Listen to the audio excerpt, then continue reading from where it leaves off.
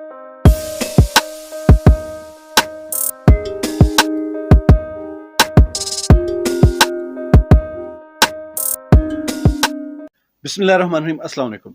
मैं बुनियादी तौर पर जो वायरल ट्रेंड्स होते हैं उनके ऊपर वीडियोस नहीं बनाता। उसकी वजह ये है कि मेरा काम है इस्लाह करना, और ट्रेंड के ऊपर वीडियो बनाने वाले ऐसे ही लगते हैं जिस तरह के, मतलब कि मैं खुद को ऐसे नहीं समझता कि मैं व्यू सीकर टाइप का बनना चाहता हूँ। मेरा काम है इस्लाह करना, और वैसे भी जब मामला गर्म हो तो वहाँ कोई भी अच्छी बात की जाए तो वो दूसरों पर असर नहीं करती। लेकिन इन दिनों पाकिस्तान की जो सूरत हाल हो चुकी है वो बहुत ही, आप कह सकते हैं कि लिमिट्स क्रॉस हो रही हैं। इसी वजह से आज एक ताज़ा टॉपिक है। कल पीसीबी ने पाकिस्तान के जश्न आज़ादी के मौके पर 14 अगस्त के मौके पर एक वीडियो रिलीज़ की। उस वीडियो में जो पाकिस्तान का अकेला एक ही वनडे वर्ल्ड कप जीता हुआ बंदा था, जो वर्ल्ड कप आज भी दुनिया में बुनियादी हैसियत रखता है, जिसको असल वर्ल्ड कप माना जाता है, जिसकी वैल्यू आज भी कायम है। बाकी अब T20 के, चैंपियंस ट्रॉफी के छोटे छोटे वर्ल्ड कप है, मेन वर्ल्ड कप यही है ओडीआई का। इस वर्ल्ड कप को जिसने जीता था उस बंदे की उन्होंने अपनी वीडियो में से तस्वीर हटा दी, वीडियो में से उसको हटा दिया, शामिल नहीं किया गया। इससे पहले भी एक कोई तस्वीर थी तो इमरान खान की तस्वीर को ARY ने ब्लर कर दिया था। लेकिन पीसीबी ने जो किया ये पाकिस्तान की हिस्ट्री का एक मेन इवेंट था, और इस इवेंट का हीरो इमरान खान था।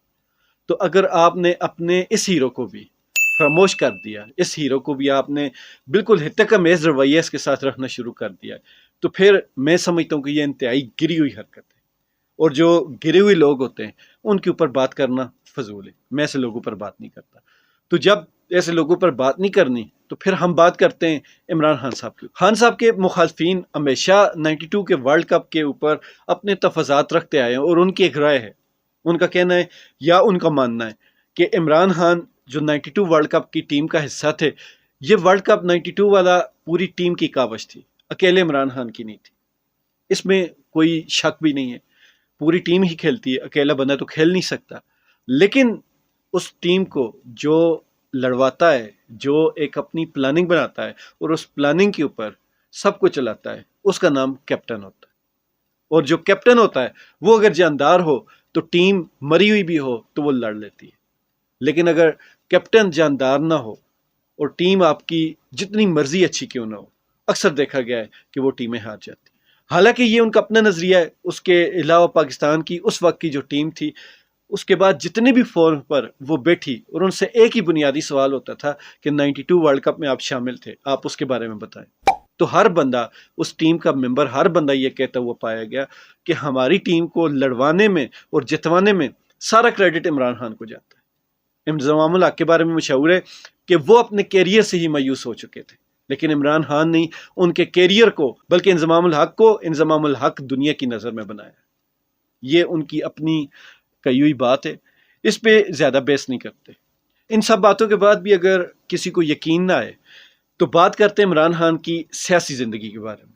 इमरान खान वो पाकिस्तान का वाहिद इंसान था जो इस गंदे निज़ाम और करप्ट माफिया के खिलाफ खड़ा हुआ, जिसने आवाज़ उठाना शुरू की तो सब उसके खिलाफ हंसते थे, उसके ऊपर हंसते थे, ताने मारते थे। फिर जब इमरान खान ने उसी सिस्टम और माफिया से बाकायदा जंग शुरू कर ली तो इमरान खान अकेला था, उसके जितने मुखालफिन थे उसके ऊपर तानाजनी कर रहे थे। फिर आज इमरान खान इस निज़ाम और माफिया को पूरा पूरा नंगा कर चुका है और इन जीत के बिल्कुल इंतहाई करीब है। लेकिन तारीख गवाह है कि इमरान खान आज भी अकेला खड़ा है, और ये तारीख में हमेशा सुनहरी रूह में लिखा जाएगा। जब मौजूदा दौर होता है, जो हाजिर वक्त का दौर होता है, उसमें लोगों को बहुत सारे इख्तलाफात होते हैं, लेकिन जो ही वक्त में कोई 50 साल या एक सदी गुजरती है तो फिर तब लोगों को यकीन आता है कि हमारे बीच एक ऐसा लेजेंड था जिसकी हमने कदर नहीं की। ये हमेशा से होता आ रहा है। ये सिर्फ एशिया बड़े सगीर, ये पाको हिंद में नहीं, ये दुनिया में हर जगह से होता है।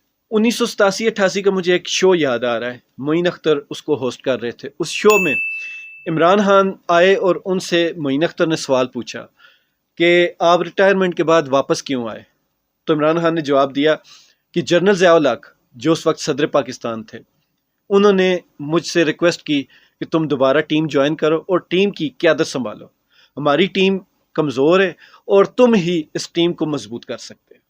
تو میں نے وہ آفر قبول کر لی، لیکن میرے ساتھ اس وقت ٹیم مینیجر تھے شاید انتخاب عالم، انہوں نے مجھ سے کہا کہ ملک کا اتنا پاورفل صدر تم سے ایک فرمائش کر رہا ہے، تو تم کیوں نہیں اس فرمائش کو، اس اپنے جو تمہاری مقبولیت، اس کو کیش کیوں نہیں کرواتے؟ تم اس سے پلاٹ مانگو، گھر مانگو، کوئی اور مراد مانگ لو۔ تو خان صاحب نے کہا کہ میں نے انتخاب والوں سے کہا کہ ضیاء الحق کو بھی کرکٹ کا شوق ہے اور کرکٹ میرا بھی پیشن ہے، جنون ہے، تو جب دونوں لوگوں کی خواہش ہے کی ہے تو پھر مجھے کیا ضرورت کسی اور چیز کے لیے؟ تو انہوں نے کچھ بھی نہیں مانگا اور چپ کر کے ٹیم جوائن کر لی، اور جوائننگ کے بعد پہلا دورہ ویسٹ انڈیز کا تھا۔ اکثر لوگوں کو یہ نہیں پتا ہوگا کہ عمران خان 1988 میں دوبارہ ٹیم جوائن کی تھی، وہ ریٹائرمنٹ لے کر چلے گئے تھے، لیکن 1988 میں دوبارہ انہوں نے ٹیم جوائننگ کی اور ایز اے کیپٹن جوائن کی۔ اور یہ میرا ماننا ہے کہ اگر اس دن عمران خان لالچ میں آ جاتے اور لالچ میں آ کر وہ واقعی صدر ضیاء الحق سے کوئی نہ کوئی مراد لے لیتے، یا کوئی پلاٹ یا کوئی گار، کچھ بھی مطلب لے لیتے، تو یقین مانے یہ جو ورلڈ کپ والا تحفہ ہے یہ کبھی بھی پاکستان کو نہ ملے۔